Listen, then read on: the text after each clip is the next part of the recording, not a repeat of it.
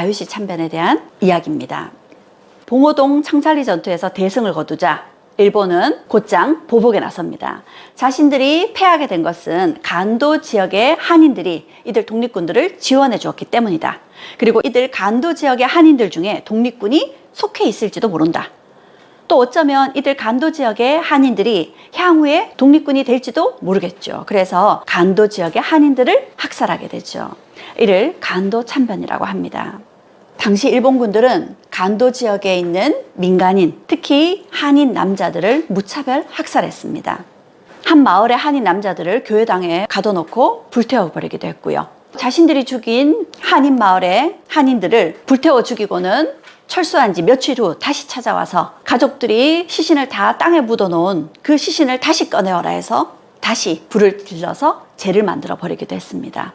이 시기 많은 한인들이 일본군에 의해서 목이 잘리고 사지가 잘리고 참수되고 불태워지고 처형되었습니다. 얼마나 많은 한인들이 학살되었는지 그 정확한 통계는 확인되지 않지만 당시 임시정부에서 발표한 내용으로는 약 3천여 명의 한인들이 희생된 것으로 보입니다. 간도 지역에 있던 독립군들은 이제 더 이상 간도 지역에 있을 수 없었습니다. 그들이 간도에 머물수록 간도 지역의 한인들이 피해를 입게 되니까요. 그들은 북쪽으로 발길을 돌려야 됐습니다. 그리고 이 시기 대한독립군단이라고 독립군 연대를 하나로 통합하고자 하는 노력을 기울였습니다. 하지만 실제로는 제대로 이루어지지 못했습니다. 이들은 북쪽으로 옮겨가면서 독립군의 통합을 계획했습니다. 처음에 이들이 북쪽으로 간 곳은 밀산부라는 지역입니다. 사실 이곳은 독립군들이 정착하기에는 여건이 좋지 않았습니다. 그럴 때 러시아의 스보보드니가 우리말로 해석을 하면 자유라는 뜻이 있다고 합니다. 그래서 우리는 자유시라 부르기도 하는데요. 러시아의 자유시에서 우리 독립군들에게 손을 내밀었습니다. 러시아로 와라. 그러면 조선의 독립군들을 지원해 주겠다 했던 거죠. 왜냐하면 이 시기 러시아는 1917년 볼셰비키 혁명에 성공을 거두었습니다. 하지만 곧 내전에 휩싸이게 됐죠. 사회주의 혁명에 반대하는 사람들로 꾸려진 백군과 사회주의 혁명을 성공시키고자 하는 적군으로 나누어서 내분에 휩싸였습니다. 그런데 이런 사회주의를 반대하는 것은 일본도 마찬가지였습니다. 그래서 일본군들은 백군을 지원하게 되었죠. 그러니 우리는 일본의 반대인 적군을 지원해줘야 됐었고 당시 러시아의 적군 측에서 우리 독립군들에게 이렇게 손을 내밀었던 거죠. 그래서 우리는 러시아가 내미는 손을 잡고 자유시로 들어가게 됩니다. 자유시로 들어가는 길목에서 당시 러시아의 소비에트 혁명정부에서는 러시아제 무기를 일괄 지급해 주겠다라는 이유로 독립군들에게 무장 해제를 요구했습니다. 그리고 러시아로 들어가서 새로운 무기를 지급받았죠. 우리는 자유시로 들어가고 난 이후 하나로 통합된 독립군을 꾸리려고 애를 썼습니다. 그래서 그 당시 뿔뿔이 흩어져 있던 10여 개의 독립군들이 하나로 통합시키고자 했고 당시에는 상해파의 고려공산당을 중심으로 통합의 움직임이 일고 있었습니다. 그런데 이에 반대하던 이르쿠츠크파 고려공산당 측에서 당시 볼셰비키 코민테른의 지원을 받고 이들이 더 큰 힘을 가지게 되죠. 코민테른에서는 이르쿠츠크파를 중심으로 독립군을 통합하라고 명령했던 거죠. 당시 러시아 땅에 들어와 있었기 때문에 코민테른의 명을 어기기 쉽지 않았습니다. 결국 상해파 고려공산당에 속해 있던 사할린 의용대가 이르쿠츠크파 고려공산당 밑으로 들어가는 것을 반대하게 되었고 이들에게 무장해제를 요구하는 과정에서 충돌이 빚어졌습니다. 그래서 이르쿠츠크파의 자유대대가 상해파의 사할린 의용대를 무력으로 무장해제했고 그 과정에서 사할린 의용대의 독립군들이 죽임을 당하는 큰 피해가 발생했습니다.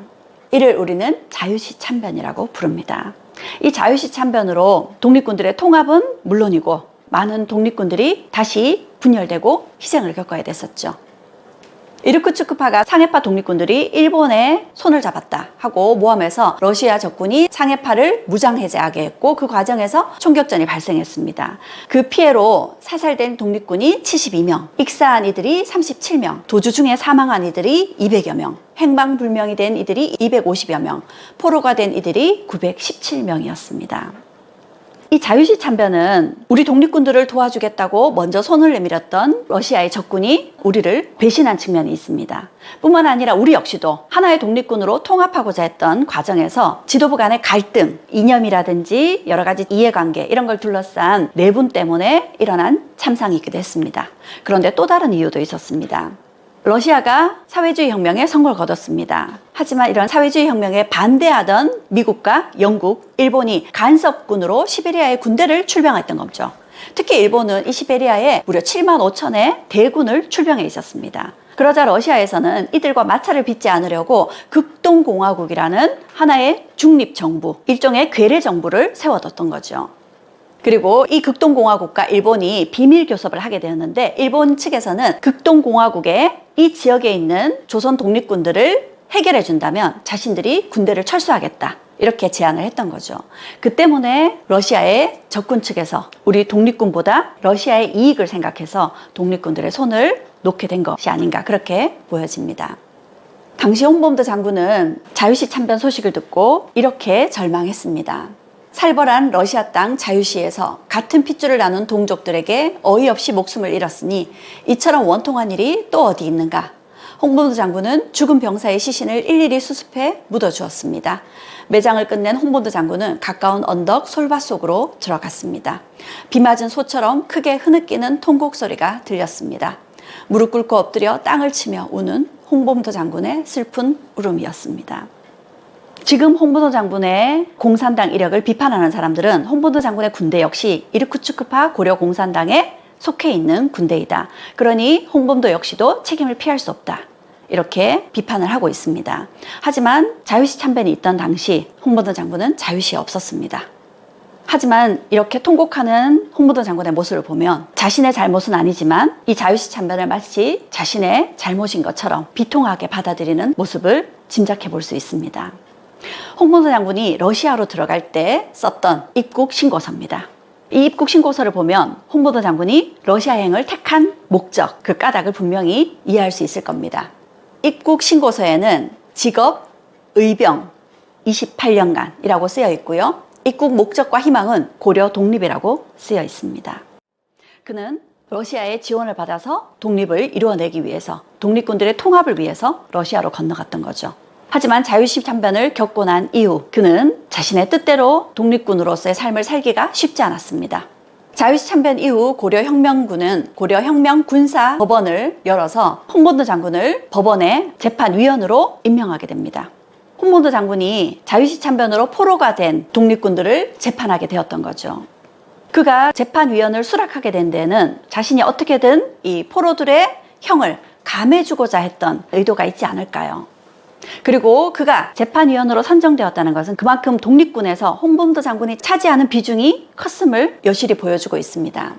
이 고려혁명군사법원에서 대한의용군 재판 결과 징역 2년은 3명, 징역 1년은 5명, 징역형의 집행유예 24명, 그리고 17명은 방면, 이렇게 비교적 형이 낮은 판결을 내리는데 홍범도 장군이 일조한 것으로 보여집니다. 이 자유시 참변 와중에 많은 이들이 무장 해제를 당하고 러시아 군대에 배속되어서 더 이상 독립군 활동을 할 수 없게 되었습니다.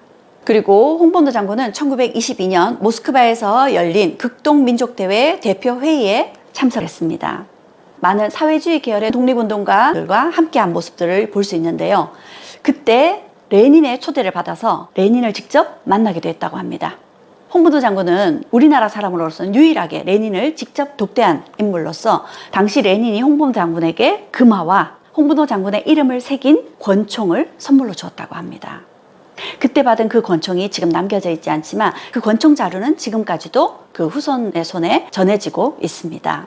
이후 홍범도 장군은 독립군이 아닌 삶을 살아야 했습니다. 러시아의 집단 농장과 국영 농장에서 지도자로 있으면서 자신을 따르는 부하들의 생계를 위해서 또 노력을 해야 됐습니다. 그러기 위해서는 러시아 안에서 인정받을 필요가 있었죠. 그래서 1927년 러시아 공산당에 가입을 하게 됩니다. 그렇게 러시아 공산당에 가입했지만 이 시기는 1927년이죠. 냉전 시대 이전입니다. 많은 이념들이 나오던 시기였죠. 그러니 지금 북한의 공산주의와 연결을 짓는 것은 좀 적절치 못한 측면이 있지 않을까 보여집니다. 그렇게 러시아에서 생계를 이어나가던 그는 가족을 잃은 지 20여 년 만에 새로 가정을 꾸렸습니다. 이것으로 홍범도 장군의 삶이 끝이 아니었습니다. 그에게는 또 다른 역경이 기다리고 있었습니다.